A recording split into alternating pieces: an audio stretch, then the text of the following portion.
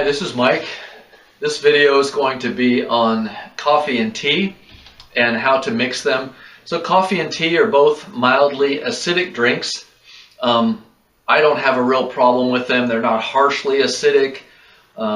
They do have caffeine, which is not necessarily great for you, but in my experience, they don't tend to upset the healing process very much. And I know they're very compelling to drink, so I think they're okay, but a lot of people have a question as to how to use them. So if you drink a small typical coffee cup or teacup of coffee and tea, I think you can actually generally get away with that at or near a meal time. It's not a lot of fluid, typically 6 or 8 ounces.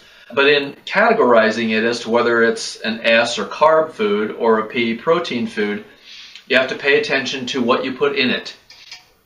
Again, most things that you would naturally put in coffee or tea would be either a sweetener or a creamer. Some lemon or something like that has no effect on its rating or ranking as to which type of food it is. But if you've already read or looked at the video on milk and milk substitutes, then you know what you can put in your coffee and tea. You need to put one of the milk substitutes that we recommend. That is going to be a carb food, even if there's a small amount of protein in it. And if you sweeten your tea with sugar, or of course an artificial sweetener, or stevia, or agave, or something like that, all of them are either neutral or they're a carb food. Basically, coffee and tea are always going to be a carb food. We recommend, especially for sensitive people, that they not cream their coffee or tea with an actual dairy product like milk or half and half or cream. Those things have enough protein in it, even in the amount you might pour in coffee or tea, that it could affect a sensitive person. So we suggest against those.